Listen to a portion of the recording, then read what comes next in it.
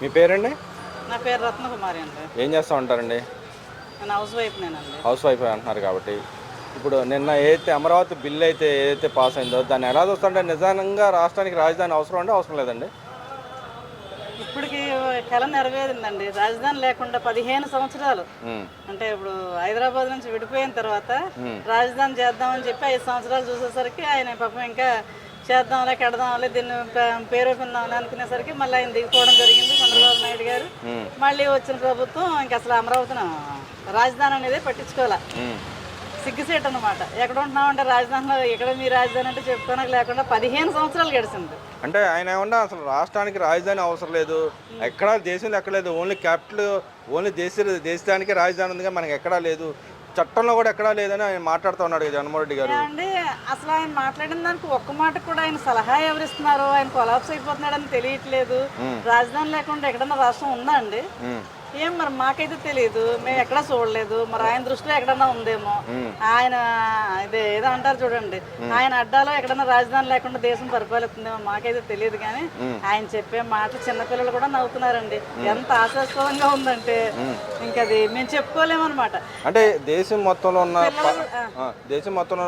నిన్న పార్లమెంట్ కానీ అటు రాజ్యసభలో కానీ దేశం మొత్తంలో ఉన్న రాజకీయ పార్టీలను సపోర్ట్ చేసినాయి. వైసీపీ వాళ్ళు ఎందుకు సపోర్ట్ చేయలేదంటారు? కారణం ఏంటంటారు? ఏమీ లేదండి, వాళ్ళ అమరావతి అనేసరికి వాళ్ళకి కమరావతి కింద కనిపించింది. ఆ రెడ్డాపతి కింద కనిపిస్తే కనుక వాళ్ళు సపోర్ట్ చేద్దరు. కమరావతి అమరావతి కమరావతి అమరావతి అన్న బెమ్మలో ఉన్నారు కాబట్టి చేయలేకపోయారు. అంతే తప్ప వాళ్ళ మానవత్వం లేక కాదు, వాళ్ళ తెలియక కాదు. వాళ్ళు తెలియక ఏది చేస్తున్నారని వాళ్ళు తెలిసిన వాళ్ళు కాదు, వాళ్ళకి అంత విజ్ఞత లేదు అని జనాలు అనుకుంటున్నారు. కానీ విజ్ఞత ఎక్కువైపోయిందండి వాళ్ళకి. వీళ్ళకి 100ల్లో ఉంటే వాళ్ళకి వేలల్లో లక్షల్లో ఉంది. అంత విజ్ఞత ఉన్నవాళ్ళు. విజ్ఞత లేని వాళ్ళు అయితే కాదు. అది ఏంటంటే మనల్ని ఎవడేం చేయగలరు, ఇది ఇదే రకంగా ముందుకెళ్ళిపోయారు వాళ్ళు. అంటే మరి వాళ్ళు మాట్లాడుతూ ఉన్నారు కదా, మేము వస్తే మళ్ళీ రాజధాని మారుస్తాం అని చెప్పి మాట్లాడుతూ ఉన్నారు. నిజంగానే ఒక పార్లమెంట్లో చట్టబద్ధత అయింది మారిపోద్ది అంటారా? ఎందుకు మారద్దండి? అందుకే ఇప్పుడు ఎంత సంబరాలు చేసుకుంటున్నారు. ఈయన ఇష్టమా అండి? ఈయన అడ్డానా? అదేమన్నా రాజారెడ్డి రాజ్యాంగమా? ఆ తాతల వారసత్వమా? ఇది చంద్రబాబు నాయుడు గారికి దక్కడం కాదు, జగన్మోహన్ రెడ్డికి దక్కదు. అది రాజధాని, దాని పేరే రాజధాని, అది అమరావతి. దానివల్ల ఉపయోగం ఏముందంటారు? అసలు అక్కడ బిల్డింగ్లు తప్పితే ఏముండవు, పేద ప్రజలకు ఎవరికి అవకాశాలు ఉండవు అని చెప్పి మాట్లాడుతున్నారు. దానివల్ల ఉపయోగం ఏంటంటారు? రాజధాని మరి ఎక్కడున్నాం, ఎక్కడని చెప్పుకోవాలండి? మా రాజధాని ఎక్కడని చెప్పుకోవాలి? ఉపకారం ఏంటి? రాజధాని లేకపోతే అసలు ఇవన్నీ వీళ్ళందరూ ఎక్కడికి వస్తారు? ఏమని వస్తారు? ఏంటి పులివెందులని చెప్పుకోవాలా, లేకపోతే నారావరి పిల్లని చెప్పుకుంటారా? అది కాదు కదా. రాజధాని అమరావతిలో మేము పెట్టామని చెప్పుకోవాలి కదా. మేమే చెప్పుకుంటున్నాం, మేము కార్పొరేషన్ లో ఉంటామండి, మేము సెంట్రల్లో ఉంటామండి, విజయవాడ సిటీ అండి అనేసి. ఇంకపోతే అంతంత మూలని ఎవరైనా ఏదైనా సైట్లు చూస్తున్నా సరే అంత దూరం రామండి, అది మేము చెప్పుకోవడానికి ఉండదని చిన్న చిన్న వాళ్ళే చెప్పుకుంటున్నారు, చిన్న వ్యక్తులే చెప్పుకుంటున్నారు. రాజధాని లేకపోతే ఎవరు వస్తారండి? రాజధాని ఏదని చెప్పుకోవడానికి తల్లిదండ్రుల పేరు చెప్పుకోకుండా బిడ్డలు బతుకుతారా అండి? అలాంటిది అంటారు రాజధాని అంటే, అలాంటిది అంటారా? ఒక చిరునామా అంటారా?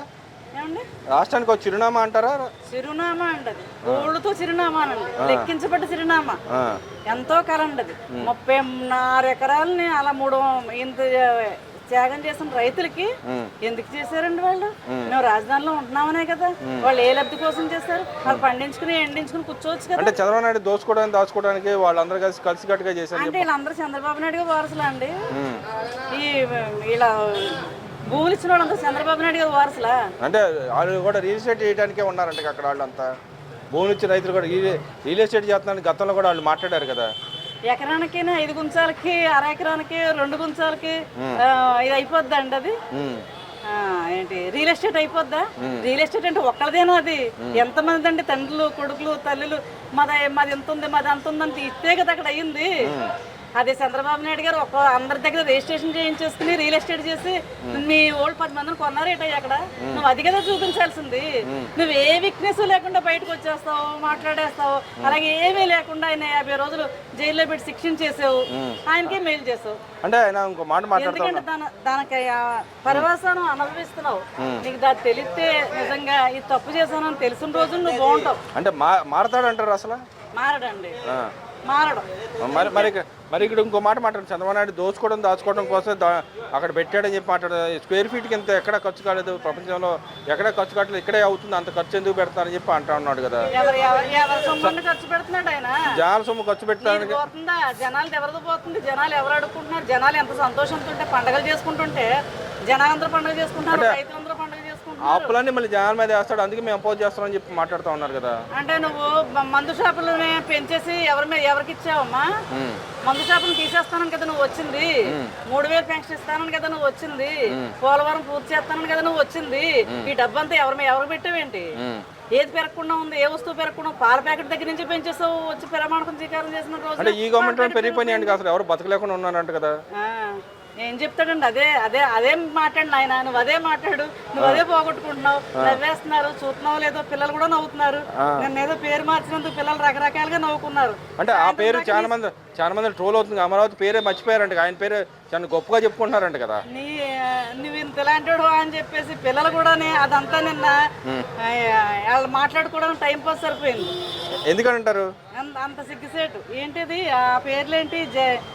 ఏంటది మావిగన్న, జగన్ గన్న ఏంటని చెప్పేసి ఎంత చిరాగ్గా మాట్లాడుకున్నారు. అంటే మరి ఇక్కడ 2 లక్షల కోట్లు ఖర్చు అవుతుంది, ఇక్కడ అనవసరం అని చెప్పి మాట్లాడిన వ్యక్తి ఇప్పుడు 3 ప్రాంతాల పేర్లు చెప్పాడు ఆయన.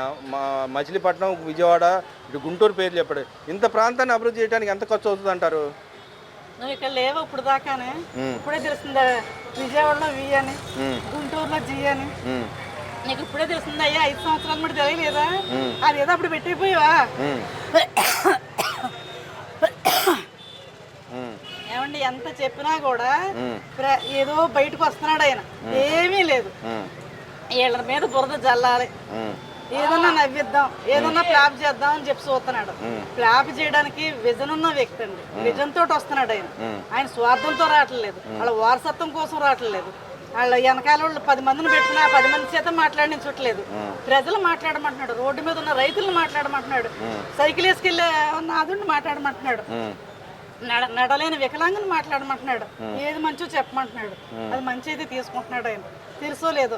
మీ పక్కన సజ్జల సపోర్ట్ తీసుకుని ఎవరో ముసలాయన ఉండేవాడు, ఇప్పుడు బయటకు వచ్చాడు కదా, విజయసాయి రెడ్డి సపోర్ట్ తీసుకుని వాళ్ళు ఏం మాట్లాడమంటే 2 మాటలు మాట్లాడేసి వెళ్ళిపోయారు. అంటే నిన్న కూడా ఆయన ట్విట్టర్లో ట్వీట్ చేసిన పరిస్థితి, అమరావతి స్వాగతిస్తానే అమరావతి అయిపోద్ది అని చూసుకొని జాగ్రత్త అని చెప్పి హెచ్చరిస్తా ఉన్నాడు కదా. దాన్ని ఎలా దొరకంటారు? నిజంగానే అమరావతి అయిపోద్ది అంటారా?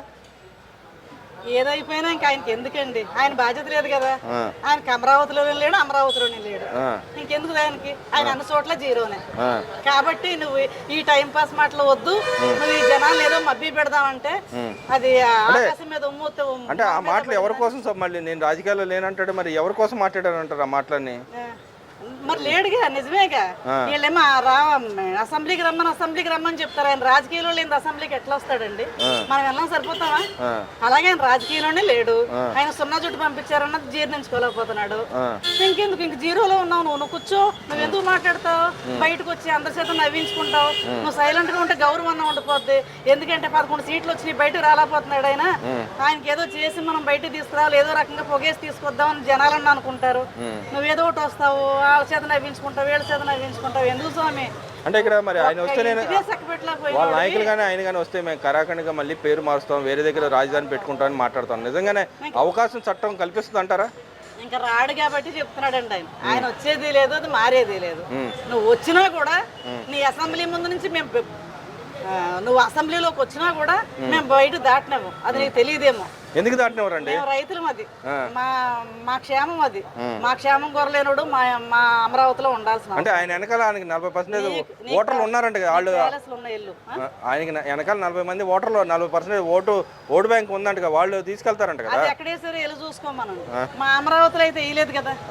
మా అమరావతిలో అయితే నువ్వు జీరో కదా. మా ఇక్కడైతే నువ్వు జీరో కదా. నువ్వు ఎక్కడైతే 40% ఎత్తుక్కో. నువ్వు ఎక్కడ వేయలేదు, ఒక రోడ్డు మీద వేయలేదు, రోడ్లకి ఎప్పట్లేదు. ఒక ఏంటి అదేంటది అడవుల్లోకి పవన్ కళ్యాణ్ గారు వెళ్ళింది ఏంటండి అది? మన తిరుపతి దగ్గర అక్కడి నుంచి ఆయన రోడ్లు వేసి అక్కడి నుంచి బతికించుకుంటూ అక్కడి నుంచి నీళ్ళు ఇచ్చి వస్తున్నారు. అయ్యాళ్ళు నీకు అనిపించలేదా? నువ్వు ఎక్కడ చేసావు నీదంటావు, నువ్వు ఎక్కడ చేసావు నీది?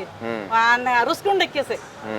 ఒకవేళ నిన్ను వెళ్ళిస్తారేమో చూసుకొని చేసావు కదా అంటే నువ్వు రోజా గెలిచి దాన్ని అంటే ఇక్కడ పర్యాటక శాఖ ఎన్ని రోజులు ఉంటావో ఎక్కేసి దాని మీద ఉండి చెప్పుకుని వీడియోలో వాక్కుని బయటకు వచ్చేసాయి అదే కనపడింది. అంటే ఇక్కడ మరి ఆయన చెప్తున్నాడు 2 లక్షల కోట్లు అనవసరానికి ఖర్చు పెడుతున్నారు, ఉపయోగం లేదని చెప్పి మాట్లాడుతున్నారు వాళ్ళ నాయకులు కూడా. నిజంగానే మరి ఏదైతే అని మీరు అంటున్నారు రుషికొండ ప్యాలెస్ కడతానికి ఎవరు డబ్బు ఉపయోగించారంటారు, ఇక్కడ ఎవరు డబ్బు ఉపయోగిస్తారంటారు? 1,00,000 కోట్లు ఖర్చు పెట్టినప్పుడు నీకు ఎవరికి ఉపకారం అని పెట్టు, ఆయన ఎన్ని కోట్లు అప్పులు వెళ్ళావు ఎవరు పెట్టు చెప్పు. అంటే ఆయన బట్టలు నొక్కాడంట కదా, ఒక్కడు నువ్వు చూపించు ఏం బట్టలు నొక్కాడు. 3,000 చెప్పిన పెన్షన్ 3,000 ఇవ్వలేక 250 చప్పున పెంచుకుంటా వచ్చావు. సిగ్గులేని రోడ్డు కాకపోతే బట్టలు ఎవరికి నొక్కావు నువ్వు? బ్రాందీ షాపులు నొక్కావా, కాంట్రాక్టర్లు నొక్కావా, నీ బినామీలకు నొక్కావో ఎవరికి నొక్కావో చూసి. అంటే అమరావతిలో కూడా అలాంటి వాళ్ళకి ఇస్తారంట. తల్లికి చెల్లికే నొక్కలేకపోయావు నువ్వు, తల్లిని చెల్లిని రోడ్డు ఎక్కించావు. ఇంక నువ్వు ఎవరికో నొక్కేమంటే ఎవరు నమ్ముతాడు? ఏంటి మాటలేసుకుని వస్తాడు మరి ఉత్తరాంధ్ర నాయకులైనా అమరావతి నొక్కుంటాడు. అంటే ఉత్తరాంధ్ర నాయకులైనా మాకు అమరావతి వద్దు, మా దగ్గర రాజధాని పెట్టాలని వాళ్ళు అడుగుతాను, వైజాగ్నే రాజధానిగా చేయాలని వాళ్ళు మాట్లాడుతున్నారు, మేము మార్చుకుంటాం మా ఇష్టం అని మాట్లాడుతున్నారు.